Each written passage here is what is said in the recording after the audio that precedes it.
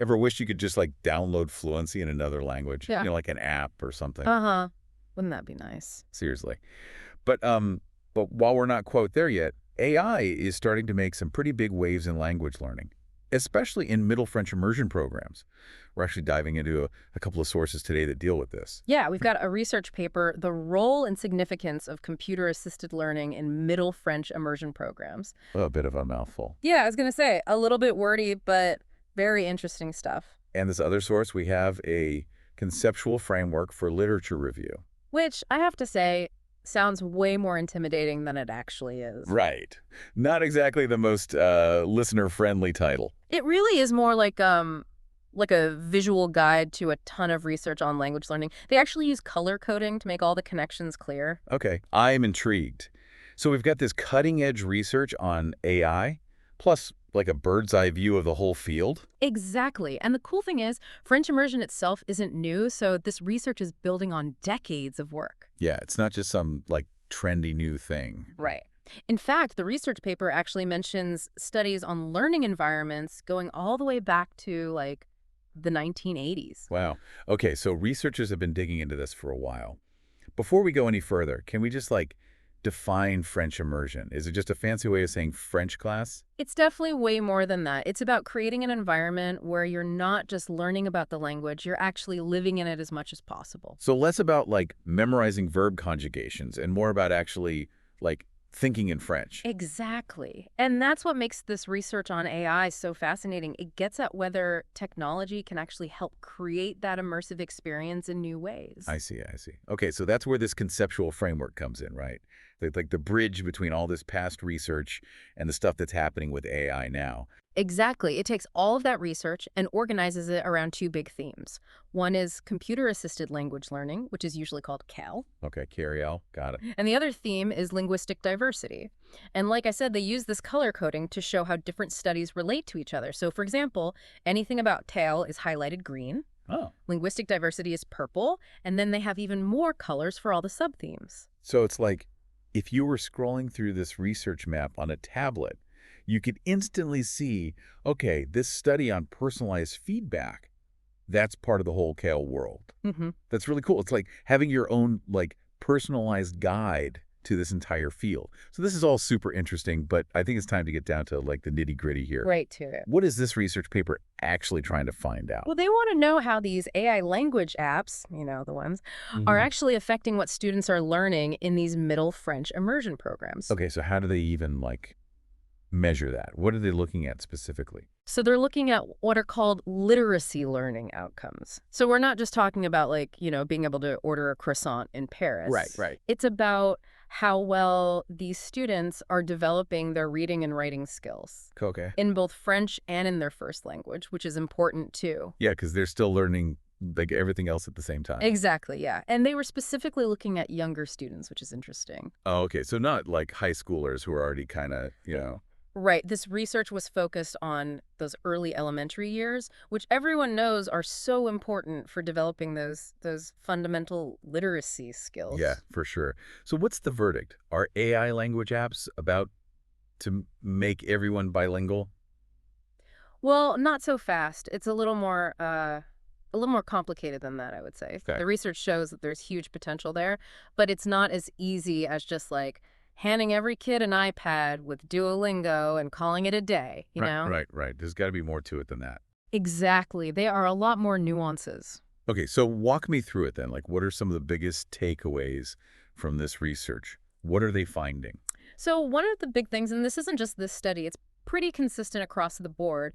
One of the biggest factors is actually how fluent the student is in both their first language and the language that they're learning. That made sense. Right. So if they already have a strong foundation in their native language. It's like they're building on a solid base. Yeah. It's like building a house. You need a good foundation. Yeah. And what's even more interesting is that it affects other subjects too, like even math. Really? Yeah.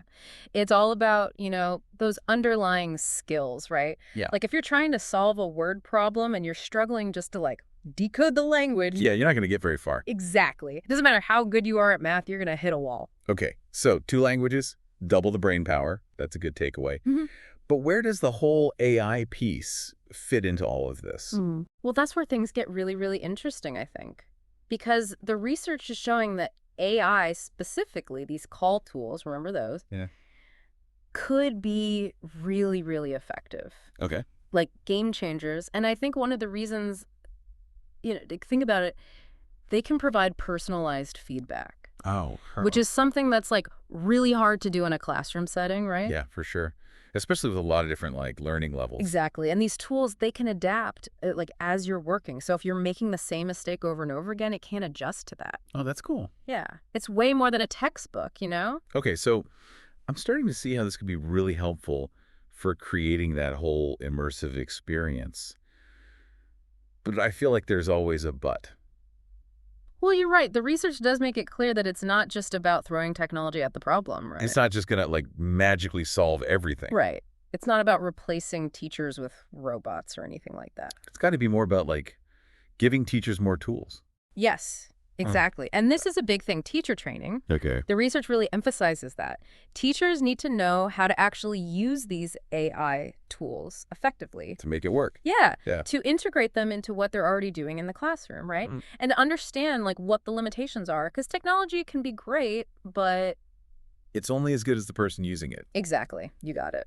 So it sounds like we're still kind of figuring all of this out, like how to use AI effectively in the classroom. Absolutely, and it's more than just the how, right? It also comes down to access. Oh, right, right. Not every student has a computer or tablet at home. Exactly, and the research actually talks about this. They call it the technology divide.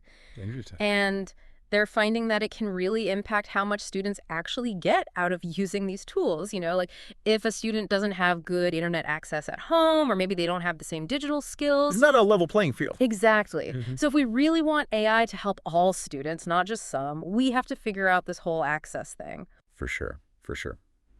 Okay, so we've covered a lot of ground here. We talked about the history of French immersion, the ins and outs of AI, and even some of the bigger picture issues like access and equity. It's a lot to think about, and it's really just the beginning. This research is so new.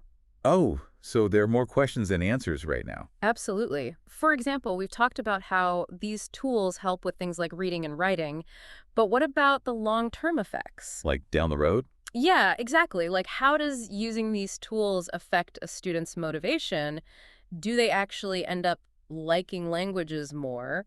What about their understanding of different cultures? It's like we need to zoom out a bit. Look at the bigger picture. Right. We need more research on that for sure. Yeah. And then there's also the question of how we use this technology responsibly. I mean, how do we make sure these tools are available to all students? How do we train teachers to use them in a way that actually benefits everyone? So it's not just about the technology itself. It's how we use it that really matters. 100%. And that's what's so interesting about this whole conversation. It's bigger than just the classroom. Yeah. It involves parents, policymakers, really all of us. So it's not as simple as like AI is going to replace teachers or something. Definitely not. At least not anytime soon. Okay, good to know. So what do we learn then? I think the biggest takeaway is that AI has the potential to make learning more engaging, more personalized, but we need to be thoughtful about it. We have to address these questions of access, of equity, of how to actually use these tools effectively. It all comes back to that human element, doesn't it? Exactly. Technology is a tool. It's only as good as the humans using it. Couldn't have said it better myself. This has been a really fascinating deep dive. Thank you so much for joining us today. Thanks for having me. I always enjoy these conversations.